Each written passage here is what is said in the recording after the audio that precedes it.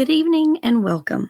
Normally you would be hearing the distinctive, smooth, and sometimes even spooky voice of the legend Vincent Price. Unfortunately, due to long-term chronic illness, Vincent Price retired from mystery in 1989. The Hound of the Baskervilles would be the last Holmes story where we would have the privilege of hearing those unique and fondly remembered introductions. As they say, the show must go on. To continue the introductions for mystery, they brought in a legend in her own right, Dame Diana Rigg. Most of you might know her as the woman that captured James Bond's heart, or the lady who thankfully took out the beast of a king in Game of Thrones. Sadly, I have only been able to find a few of the audio clips, so we won't have one for every single episode. But without further ado, now I introduce you to Dame Diana Rigg.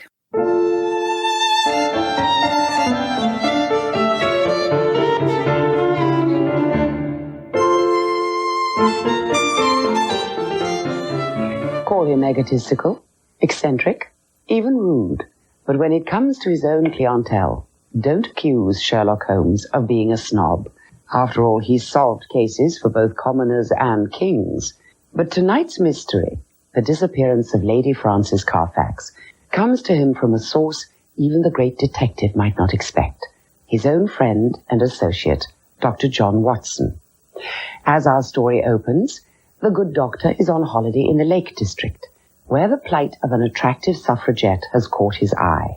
When her problem starts spinning out of control, the gallant Watson takes matters into his own hands, at least until Sherlock Holmes arrives on the scene.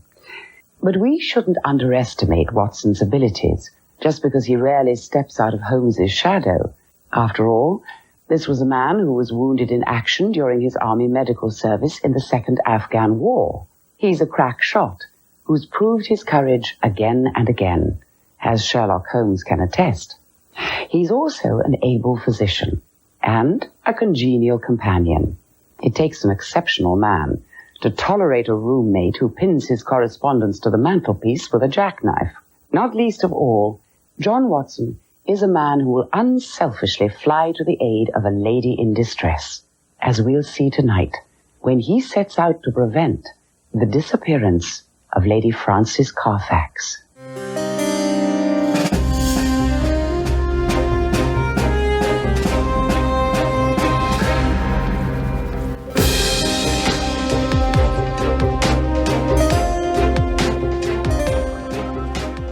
Hello and welcome to the LBC Irregulars, a story-by-story review of the Jeremy Brett Sherlock Holmes series produced by Granada Television between 1984 and 1994. I'm your host, Kathy Bright.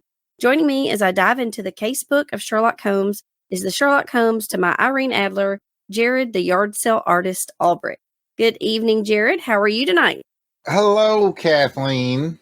I am well. I usually bring you a gift, but on this episode, I have given $100 in your name to the Colonel Albert Schlesinger Fund to do missionary projects in South America. Well, that's quite the good gift. That's very lovely of you to do that. He's doing good work down there. That's what I heard. What you heard? Well, Jarrod, I know you've been doing a little car shopping lately, so I decided to bring you the Carfax. Think you could use that? Yeah, a Carfax report on a vehicle. It's fantastic. It could be helpful. It's in your time of need. The gifts of this episode somewhat lackluster. Although I think I gave you a dead bird once, so Yeah. I mean, we could have found the pair of revolvers. Yeah, that's what I thought you were bringing. I thought you were bringing the pair of pistols. What is the other episode that had the pair of missing revolvers in it? Do you remember? That was the one. Oh, I'm not going to remember what it was called. Wisteria Lodge. Wisteria Lodge. Wisteria Lodge. Yeah, that's the one with the South American. Also, a South American dude. Like he was a dictator. He was hiding out, and they were trying to. Yeah, that's the one. I think Michael Gordon was our guest on that episode. How about we introduce our guest for the evening? If we must. On this episode, we begin season 5 of Jeremy Brett's Sherlock Holmes series titled The Casebook of Sherlock Holmes. For this quarter's episode, we reached out to the LBC patrons and invited them to join us. The first one to sign up for this adventure was the host of Longbox Crusades podcast, G.I. Joe Chronicles Outpost, Mr. Jim Meal. Good evening, Jim. Welcome to 221B. It's lovely to have you. Thank you for inviting me. Took me a while to, swim over, but, I found my way. Don't the G.I. Joe guys have a whole lot of equipment you could I was like, did you take the flag? Did you take the devilfish? Did you take the whale? All the whale, the devilfish, everything was already in use. I had to use the manta to get over here. Oh, my goodness. Kathy, since you're not in the know, the manta is a sailboard? Is that what's called? A sailboard? Sailboard. The surfboard with just a little windsail on it. So you crossed the Atlantic on a sailboat. That's impressive. That would be quite impressive. It took a while. Okay, Jim. Well, I have a question for you. Since this is your first time with us at 221B, what is your first experience with Sherlock Holmes, whether it be reading the books, movies, TVs? What is your first Sherlock Holmes experience? Mine would be probably like most kids. They had to read a book in school, and it was assigned to us, and I believe it was Hounds of the Baskerville. That was my first one. And I remember watching these episodes with my grandma back in the late 80s, early 90s. So really, that's, other than the movies that have come out recently, that's about it. And then, of course, what I listened to on the Longbox Crusade. Your grandmother was obviously cooler than mine. I remember having to watch Lawrence Welk and Hee Haw with my Meemaw. Oh, we watched Hee Haw too. So Hee Haw with Meemaw? Hee Haw with Meemaw. Growing up in the South, you had no choice. All right, now it is time for Kathy to give us a well-crafted, with her clear and concrete polished writing style recap. If you're not familiar with the disappearance of Lady Frances Carfax, you might just get your ending spoiled. Over to you, Kathy.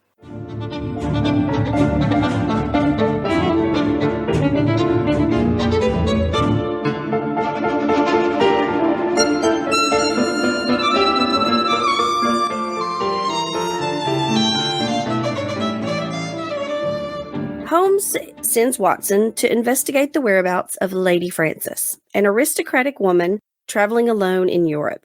Watson learns that she was last seen in Lausanne, Switzerland, where she seemed anxious due to being followed by Philip Green, a former suitor, who did have a troubled past. Despite Green's obsession with finding her, Lady Frances disappears without any explanation. Watson discovers that she also encountered a suspicious missionary couple, Dr. Schlesinger and his wife. This raised Holmes' suspicions that she may be in serious danger, and it could possibly be connected to her wealth and jewelry. Who is this mysterious suitor? Who is the mysterious couple? Do either of them know more about the disappearance of Lady Frances than they are admitting? Join us as we discuss the case further.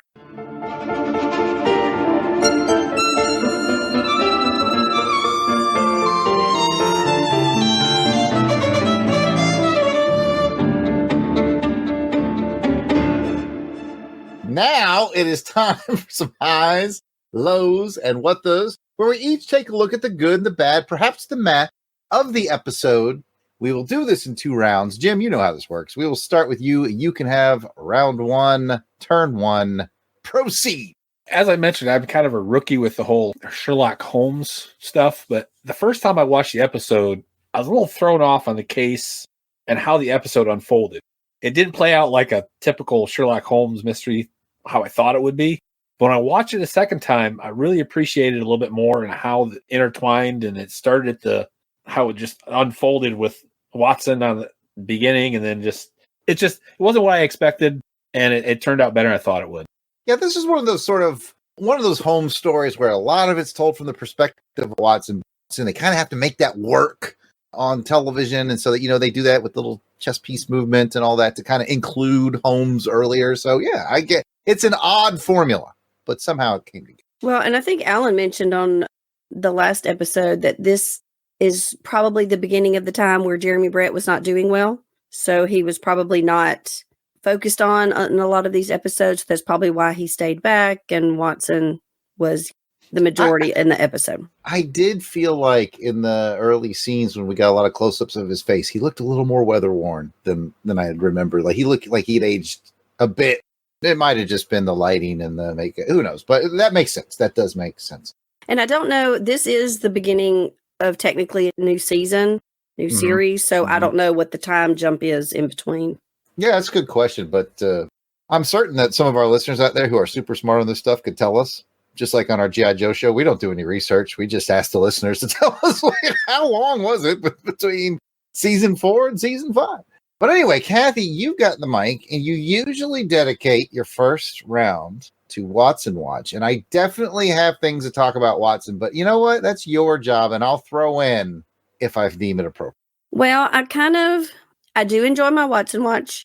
I think there's something that trumps that a little bit, but I will say Napping Watson, I was a fan of.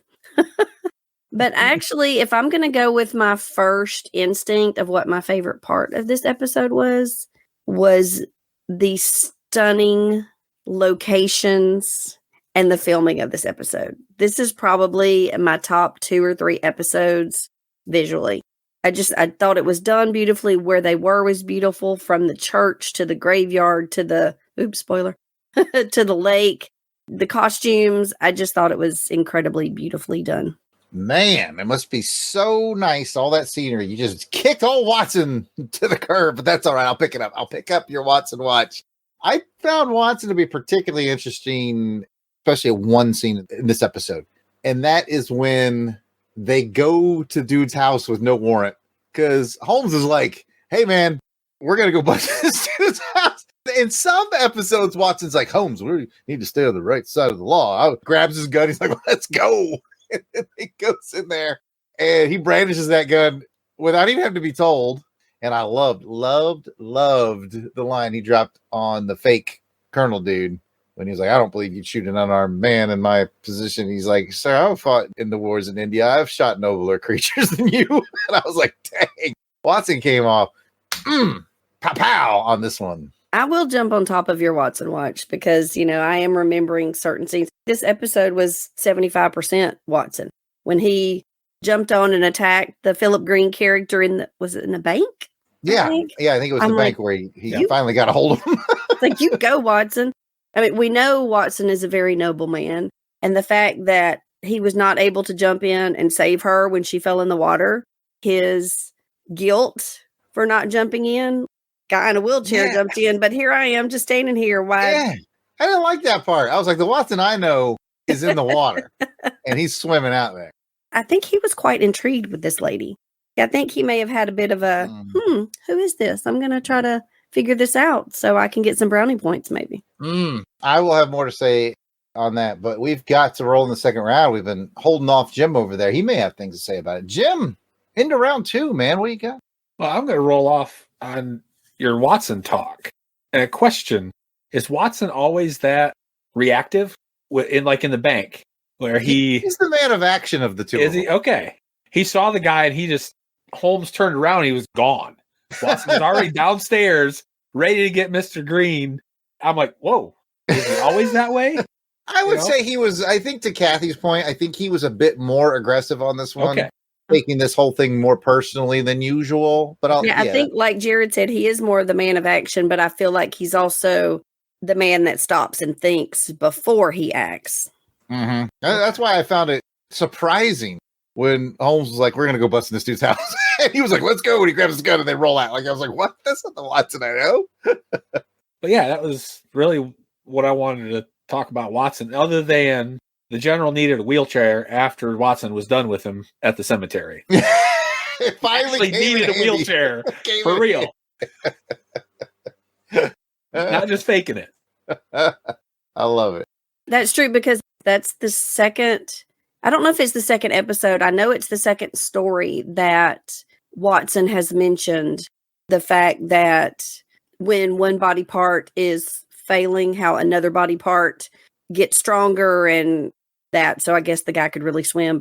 See, I had questions about that because I was like, wait a minute. If he's been faking the whole time, did he fake the arms only swim? Like, I was like, this is confusing. He's a professional. I'm sure he did. Professional kind. I was like, man, that guy went all in on this fake thing he had going on. You think he was cheat swimming a little bit with his legs under the water? I think he was.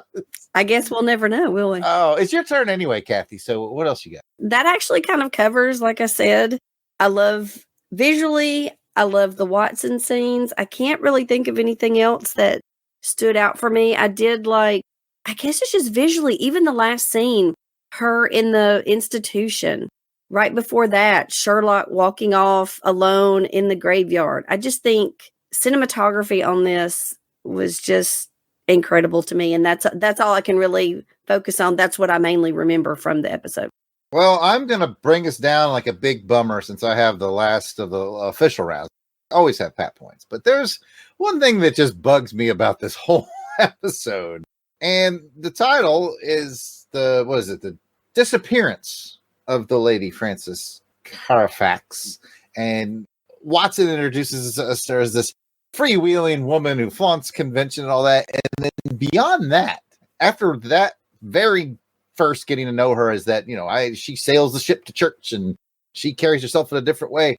From that moment on, after we learn that about her, basically from the moment she falls in the water, I find her to be completely unlikable from that moment forward. I just don't like her. Here's some examples. Her old boyfriend shows up and he's like trying to court her and she just screams something, "Get away from me!" and storms. And no one knows what the heck's like. Watson doesn't know what's going on. What kind of weird, irrational thing is that? Like, your old boyfriend shows up from a couple years ago. You can't even go and say, "Hey, what's up? How you been?" Like, what was like? It's not like he beat her or tortured her or anything. And then you come to find out that all she does is spend her brother's money. And she doesn't have a job. She just keeps asking him for money so she can give it away to other people. And I'm like, wait, she's supposed to be this like big independent woman, but she's not. She's leeching off of her brother. I'm like, I just don't find her all that compelling, Watson. I don't know why he likes her so much. That's a very good point. And my memory is so bad. I did read this story. I don't remember if there was any details about the Philip Green character. All I remember is that like he had been courting her, but he was like something of a failure as an artist or a poet. I can't see. He was a creative type. I can't remember which one either, Kathy. Yeah, like, he went away and made a name for himself, and he comes back. Like, if that's all she has against him is that he was sort of a failure, why would you scream at him and run away? Like, make it all mysterious. Like, what are you doing? It was just a weird reaction. Yeah, maybe Jean will let us know what I'm not remembering from the story, because I don't remember anything that would have made her have that reaction to seeing him again. Yeah, I invite any of our listeners or Jean or Alan or any of you Holmesian folks out there that can, add your 2 cents. Our opinions aren't the end all be all. So by all means, at LONGBOX CRUSADE, X, Facebook, Instagram, YouTube, let us know. 707-532-5269. And I will jump on that and also say that I did find the actress, I'm sure this is what she was going for, because she was supposed to be kind of hysterical at points, but I felt it was a little over dramatic, a little soap opera-ish. Yeah. I think it was the part where she was having the conversation with her brother. Seemed very erratic in her acting skill. Absolutely. She big and boisterous, and I guess my biggest complaint was just, look how independent I am and how I flaunt convention. Can I get some money, please? I need some money. Can you hand me some money? I need to go. Like, what? If you're big and independent, go be independent. Don't be begging off your brother all the time. He's got owls in the West Wing, people. Now, if you think about it, like you said, Jared, if she would have, met with Mr. Green, the show would have been over, because they would have gone off and been together, and then that's it. He would have been like, "Hey, check it out." Like, yeah. I guess it's partially his fault too, because he did a weird stalker thing instead of just rolling up and being like, "Hey, how have you been? I got some great news. I'm very successful now." He did the weird stalker thing, which I guess put her on edge. I don't know. The only thing about it I didn't like is I watched it twice to prepare for the show over the last week or so, and at both times I just came away going, I just don't like her that much. Jared's like, let her drown. Who cares? She'll be fine. I didn't want her to drown. Maybe she will, but like it ended on such a melancholy note. Like, I would have been cooler if she sort of maybe learned a life lesson about, But then, she made some questionable decisions. Yeah. Anyway. But even though she treated him like that, I like the fact that Philip Green character still stayed there with her. Oh, he was committed. As proof, how much he cared about her. He ended up being a great dude. I mean, he kind of always was a great dude. He just wasn't a successful great dude before time. But anyway, is there anything else, Jim, you'd like to throw in? Anything you wanted to cover? I think the only other thing, and Kathy may have touched on it a little bit, is Holmes was disappointed with himself at points through the show, because he couldn't figure it out. And then at the end, when, they saved her, but it was too late. She was going to have to recover from whatever the drug was. And I just liked how that was portrayed in the show, how he's disappointed in himself. He's harder on himself than most people are on him. So I really like that. I did too, with the exception of one sentence where he said something like, Watson gave him some kind of prompt, and I can't remember what it was, but he's like, I basically can't solve it if I don't have all the facts. And I'm like, yeah, you do have all the facts. You just need you have all the facts. He assumed he was missing a fact because he couldn't figure out. I actually did put in my note, Sherlock is mad. He does not have enough facts to construct a theory, and he thinks he failed, and he will not accept a reward because he tells the guy, I don't deserve that. One of the scenes I like, this is a little bit of the Watson Sherlock moment, is when Sherlock said something about a stray chicken in a world of foxes gets gobbled up or something. I'm like, and people hardly even notice. Yes, indeed. Oh, by the way, when they showed the dead older lady that was on top, I totally saw that lady breathing. Yeah, I did too. I was like, she's totally moving. And then, then I went back and cut myself some slack because I was like, well, there was somebody else underneath of her that was right. It could have been the. Could have been the one that probably would have moved a little with the person underneath her. Spoiler. Anyway, I think that does it for us. Back to you, Kathleen. I think I've kind of interjected the thoughts and everything that I had. So I guess we're all discussed out for this particular case. So let's maybe discuss some ratings of this episode.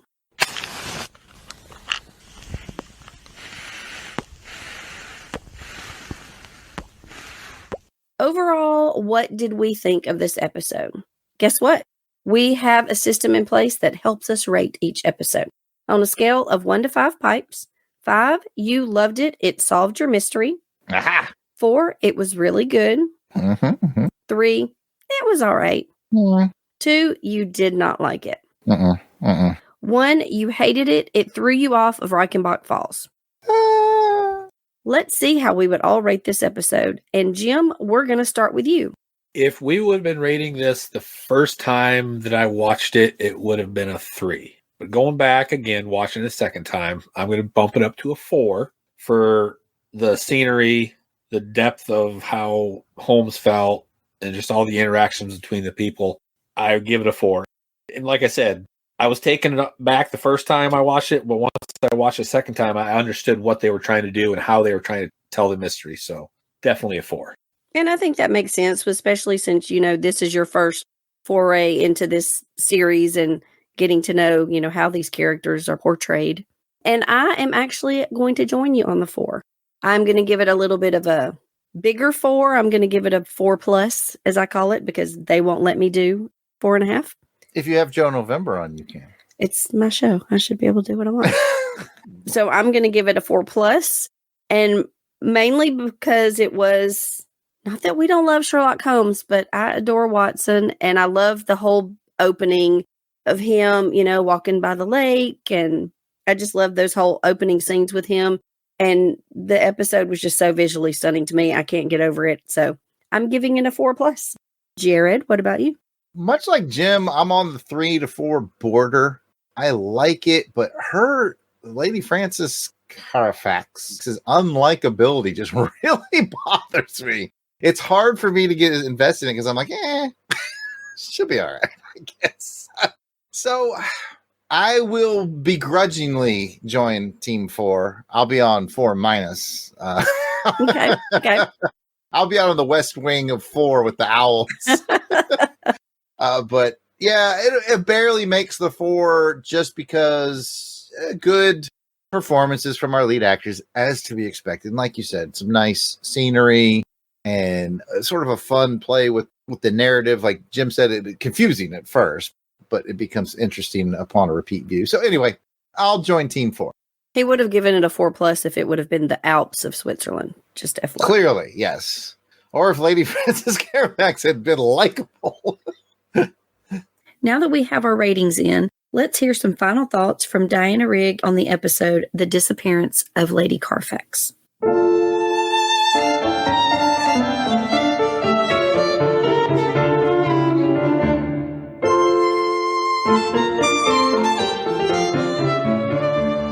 not the happiest fate for Lady Frances. But better than the one she'd have suffered but for the valiant Dr. Watson. Leave it to the doctor to act nobly in defense of a lady. Watson has a long history with the ladies. In fact, he once boasted of an experience of women which extends over many nations and 3 continents. He didn't go into details, alas. He's too much of a gentleman. But he did drop the occasional hint. We know for certain that he was once married to Mary Morstan, whom he met during the case of the Sign of 4.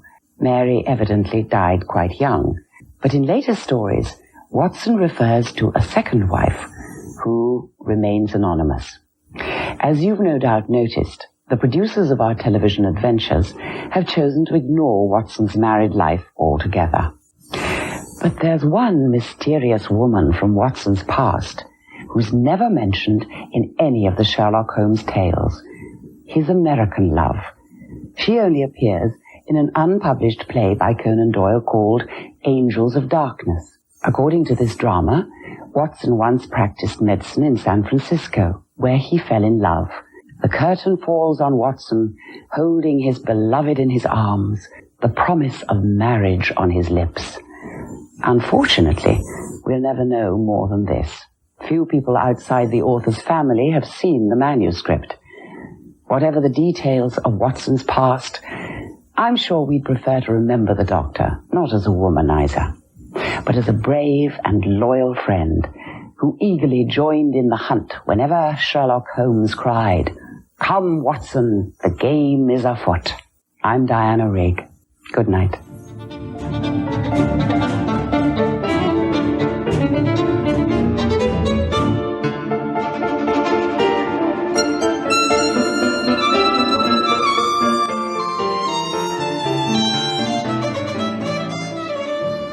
But wait, there's more. And here's Kathy to give us the recap of the second episode. The second episode is entitled The Problem of Thor Bridge. Again, if you're not familiar with this story, you might just get your ending spoiled.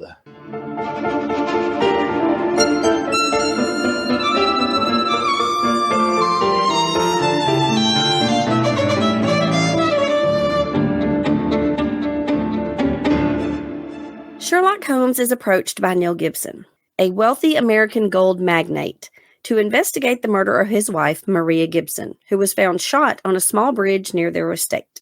The primary suspect is Grace Dunbar, the governess of the couple's children, with whom Gibson is infatuated and who also had a meeting with Maria shortly before her murder.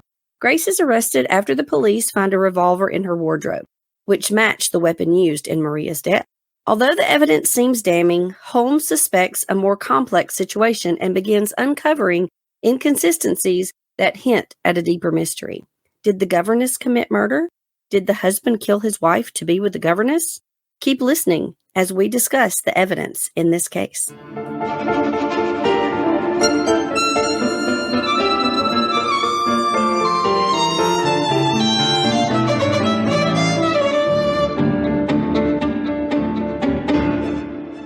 Okay, folks, now it's time for some highs, lows, what does. We'll each take a look at the good, the bad, or the meh of this episode. We start once again with Jim. Jim, get out Mjolnir and tell us what you think about Thor Bridge. Well, I was surprised that the bridge wasn't more of a rainbow color, like Asgard. I got 2 Thor jokes in a row. Anyway, I really liked the interaction between Holmes and Gibson when Gibson visited Holmes to talk about the case. Gibson tried to intimidate him, coerce him, and pay him off almost. And then nothing worked. He's like, well, you might get some booming, some more popularity. Holmes like, I don't need that. And then Holmes just dismissed him when he, brought up the relationship, when he was asking about the relationship. And Gibson, I just really liked that whole interaction between the two. 100%. Yeah. Holmes stood there just when Gibson raised a hand, he just stood there. Yeah. What are you going to do? I really liked it. Okay. More importantly, and I want to weigh in on what you said, but I got to go to Kathy. Kathy, he just talked about the moment where Gibson went back to sock Holmes one. Holmes didn't move an inch. But Kathy, did you notice I'm assuming did. John Watson was about to come at him. popped up like he was about to. Because my man is an action man. He was about to ruin that dude's whole afternoon. I'm telling you. When I saw that, I was like, oh, man, there's no way. This got to show up on Watson Watch. So I like the fact that, like, maybe it didn't key for you, but you, in your mind, you knew. You knew. Gibson hauls back, and Holmes flinched not one bit, but Watson pops up out of his chair, and he has that look in his eye like, I dare you. I dare you to throw that hand. It was perfect.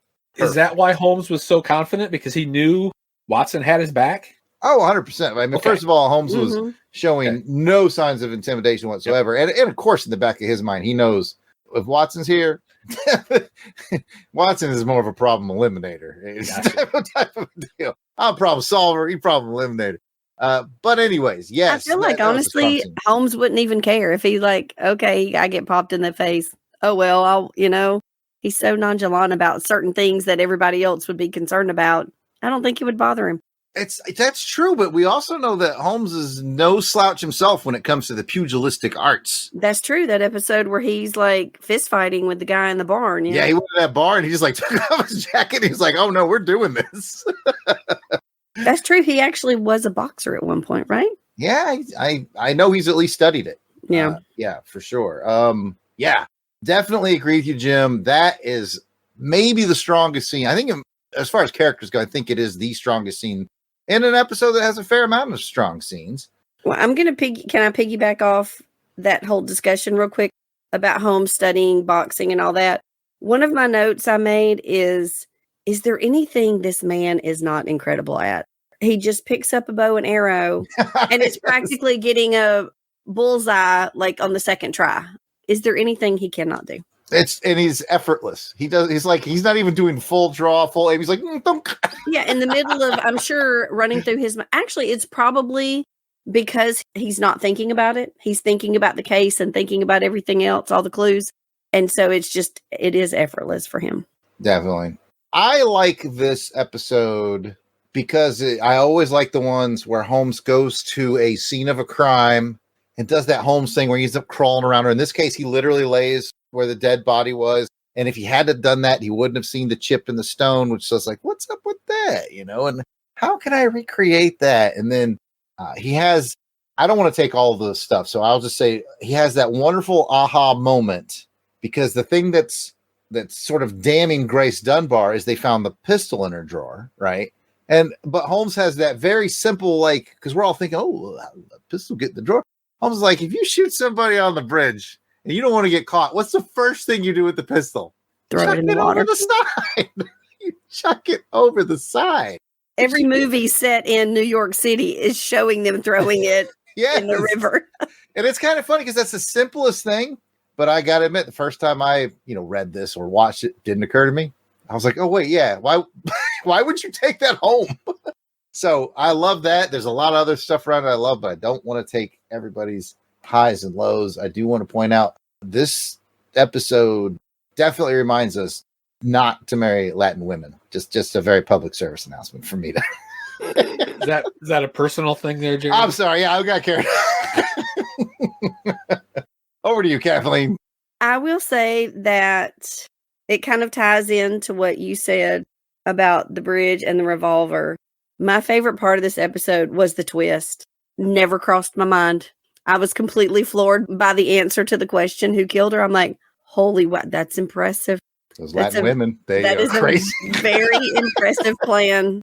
I loved it. Talk about full commitment to a frame job, Kathleen. No kidding. Well, and the fact that, she did it because he just didn't love her as much anymore, And she's like, well, fine.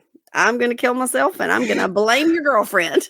And what's weird is I think it came out that they actually weren't in a real, he had a thing for her, but there was no relationship. Yeah, I don't think so. I don't think so. They said it was more intellectual than physical. Yeah. So my man Gibson, man, that was cold hearted though. Like when his wife stands out the window and shows the he just closes the blinds. Right. I was like, he's kind of a turd. Right. I don't think the governess would have dealt with that anyway. Yeah, that guy's he's kind of turdish. But going back to what Jim said, and then I promise we'll do another round, but I just remembered I wanted to mention something that Jim said was about Gibson. Sherlock Holmes totally stone faces him when he's like, tell me the true relationship of you and this woman. And the great thing to me about that moment is it has some bearing on the case, but not a ton. It's really just a tool for Holmes to find out this guy's going to tell him the truth or not. How honest is this guy going to be with me? And he can always tell when people are hiding stuff. And so I thought that was another neat part of that moment, was how he used it, where, it had some bearing on the case, but it was nothing Holmes hadn't figured out already. He just needed to see if this guy was going to be honest. And that's not the first time we've seen him throw somebody out just because he knew they were lying. He will chuck somebody out of that 221B apartment so fast if you're not honest with him. I thought that was interesting. Back to the top of the lineup, Jim.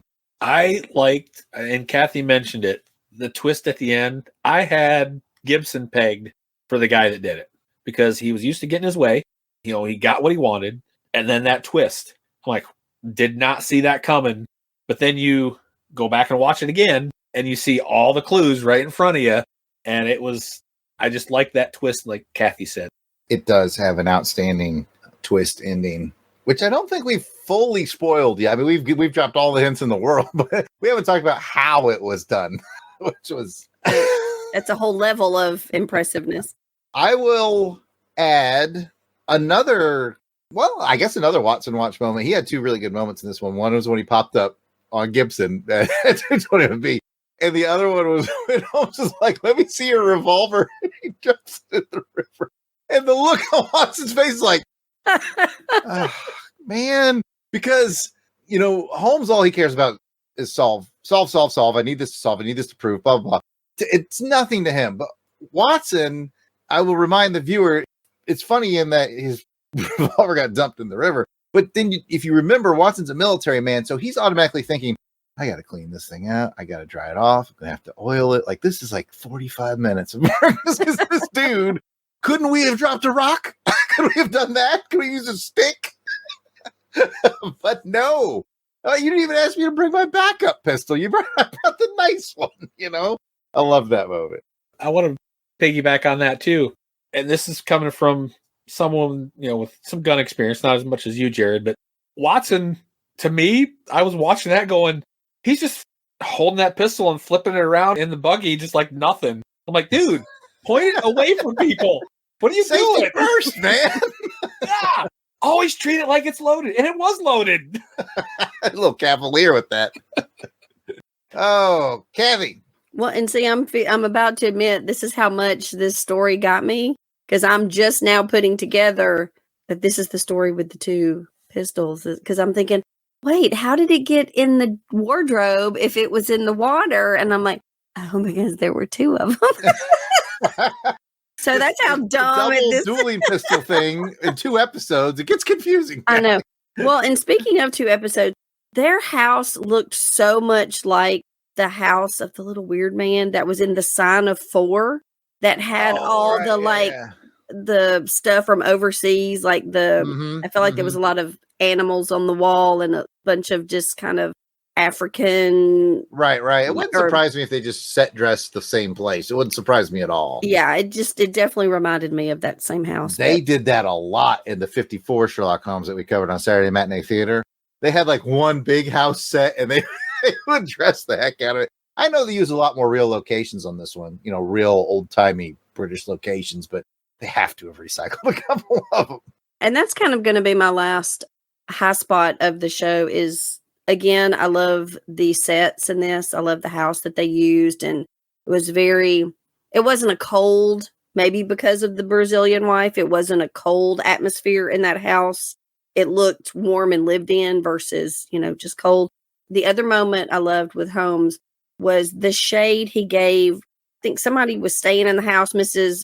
Hudson was away from the house or something. Instead, they had a guest cook there, and he was throwing shade with the boiled eggs. Yeah, it was there was like a boy. It was like I think it was one of the irregulars.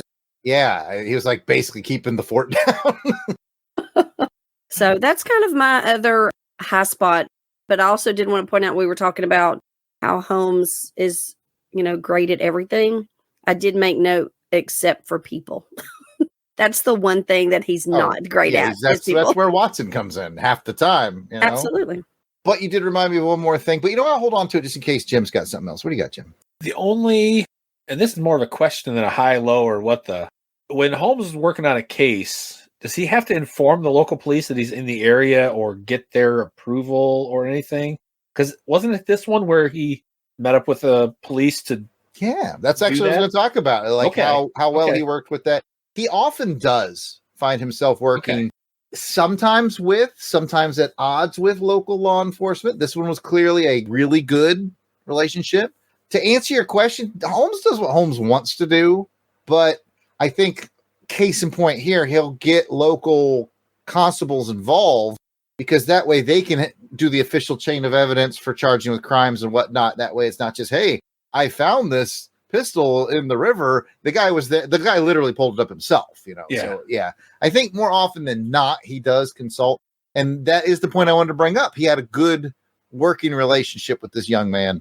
And that can kind of be refreshing, especially when you see him at odds with Lestrade, or sometimes it's other folks that, when he goes way out of town.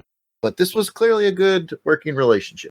Well, oddly enough, to piggyback off that, I'm just thinking that Holmes is not one to love he doesn't always like to get the publicity or the fanfare. Yeah, the accolades of solving the case. So I think that's one reason why he does like to involve the local, because I think he likes for them to get the credit, is the word I was looking for, the credit for solving particular cases. In his own mind, he knows that it's him, but I don't think he needs the credit from the rest of the world. Was this episode, was Gibson, one of Gibson's, was one of his bribes, like, I'll make you a household name? Was that this episode? Yes. And Sherlock was like, I don't care. He's like, I don't need that. I'm good, thanks. All right. Does anybody have any other thoughts or comments they would like to discuss?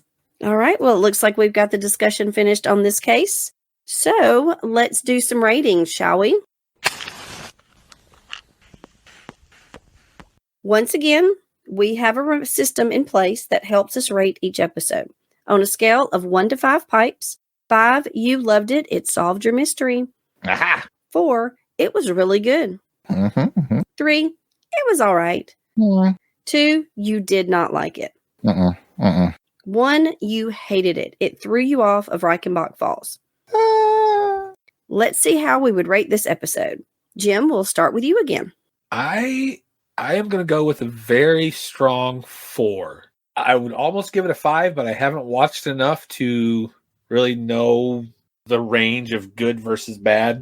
But this one I really like this one. The outcome, the twist, the interaction between Holmes and Gibson, and just the way Watson acted with the gun, and it was just all around the scenery again. If I had watched more of these, this would probably be way up there. If I could give it a 4.75, I would, but I got to give it a very, very strong 4. I'm going to keep working on that. The shenanigans afoot here, I can tell. All right, Jarrod, what about you?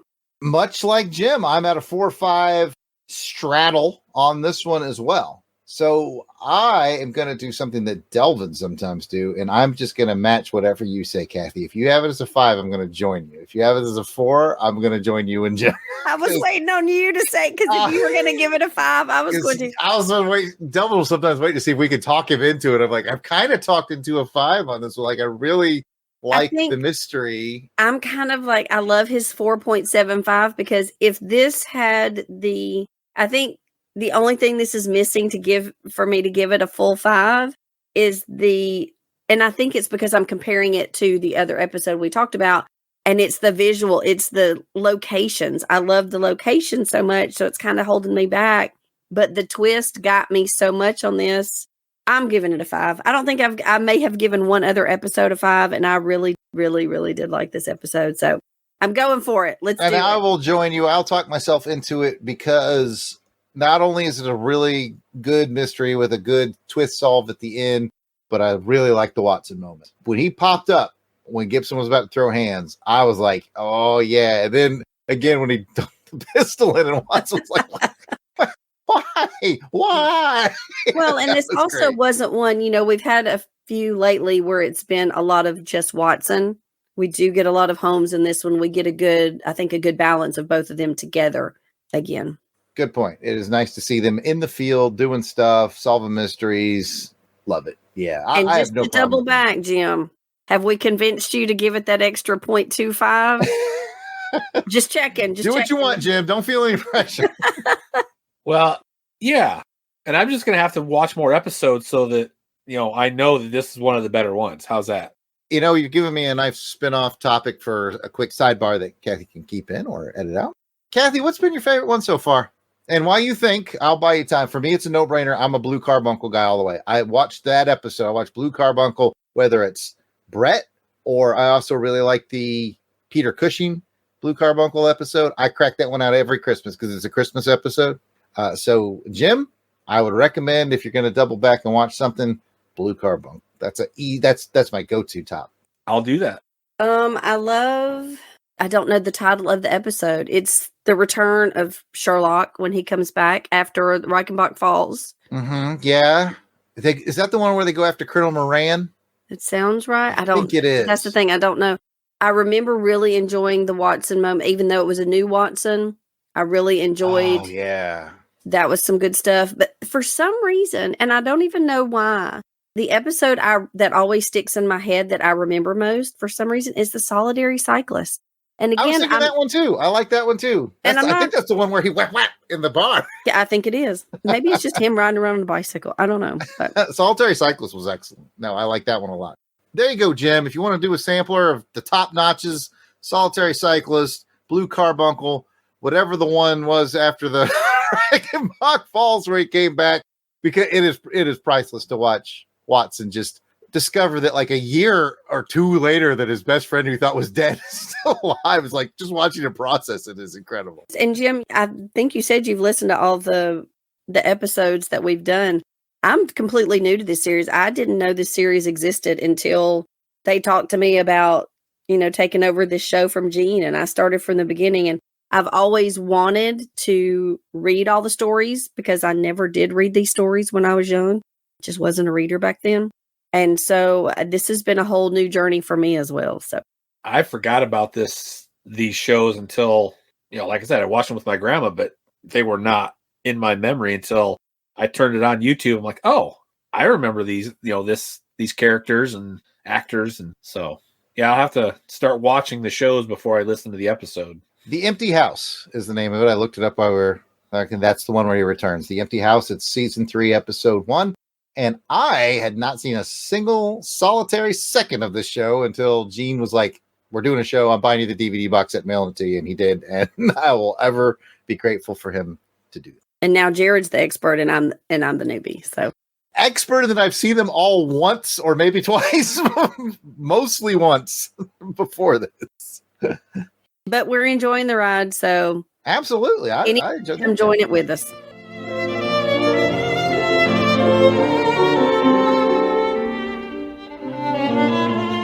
Before we ride off in our handsome cab for this episode, let's thank the Crusaders Club members who help pay the rent here at 221B.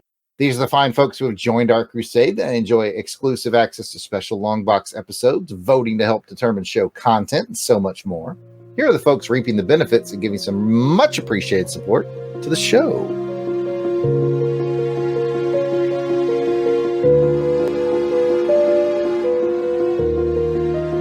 Alan W. Wright. Angelica Wolf. Auburn Elvis. Bill Beer. Billy D. Bradley Dello. Braxton Underwood. Carrie. Clinton Robeson. Captain Entropy. Clark Westfield. Dave Collins Battlewagon. Eric Hodges. Eric Porter. Ezra Gallo. Gary V. Gene Hendricks. George Meal. Gerald Green. Heinz K. Jason Keene. Jason Lady. Jeff Polier. Jeremy L. Jim Jarman. I hope you like Jim Jarman too. Jim Mile? I think that's right. I think that's how it's. Jim Meal. Joe Man Conan. Joe Thomas. John Watson. Josh Strickland. Candace Ward. Kathy Bright, the MVP. Matt and Lizzie Passo. Mark Ross. Maxwell Traver. Michael Minton. Miranda W. P.D. Devins. Paul Picks. Rick from Jeff and Rick Present. Ronald Easterday. Rob Morgan. Samantha Maney. Sean Urbanski. Spidey 67. Spreadsheet. Steve Cronin. Tim Bryce, Tony Pennington, and Toronto Cop. If we missed anyone on the list, we apologize. Keep in mind that we record these episodes well in advance for release, so if you're a recent edition, we'll be adding you soon. No worries. You can let us know if we missed you by sending an email to contact@longboxcrusade.com. We will get it straightened out. And as a reminder, you can become a Crusaders Club member by heading over to patreon.com, searching for Longbox Crusade. For as little as $1 a month, you'll get access to the amazing world of the Crusaders Club. Come check it out. Offer not available in all areas, especially for Jason.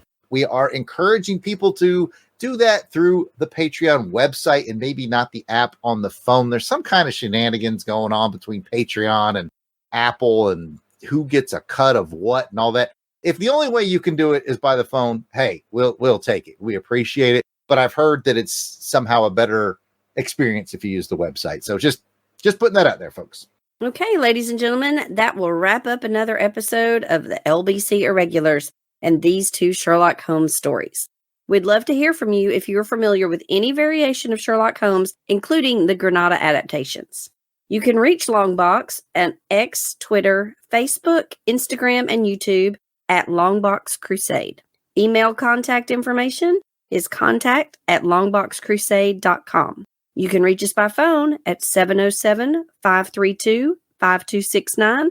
That's 707-532-LBOX. Pick up the phone. And if you want to chat with me personally, I can be found at Yard Sale Artist. That is X, Facebook, Instagram. It is all at Yard Sale Artist. Kathy, where can folks find you? You can find me on all social media at AUKathy2418, and that's Kathy with a K. Where can listeners find you, Jim? You can find me on Facebook as Jim Miel, JIMMIEL, and on Twitter or X as Jim the Joe Junkie. Be sure to join us next quarter as we continue investigating Season 5 of Sherlock Holmes, the Casebook of Sherlock Holmes, with the episodes Shokum Old Place and the Boscombe Valley Mystery. See you next time. Bye, everyone. Bye. Bye.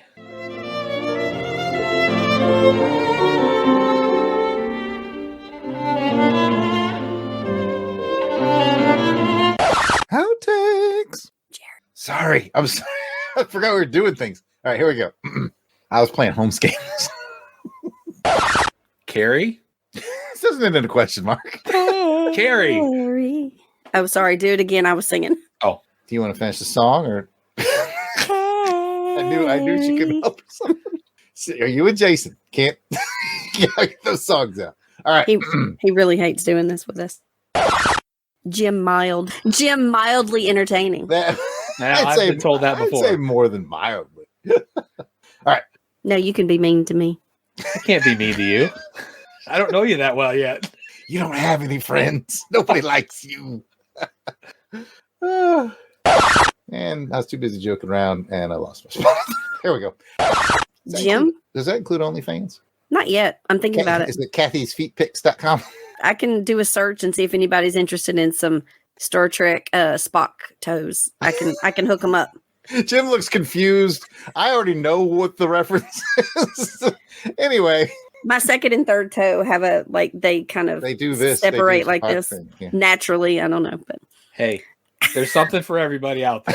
All I gotta say. I guarantee I could make a little bit of cash. Yes. With Star Trek kathyspockfeet.com is going to take off. I'm telling you right now. I feel like this is pure outtakes. Absolutely.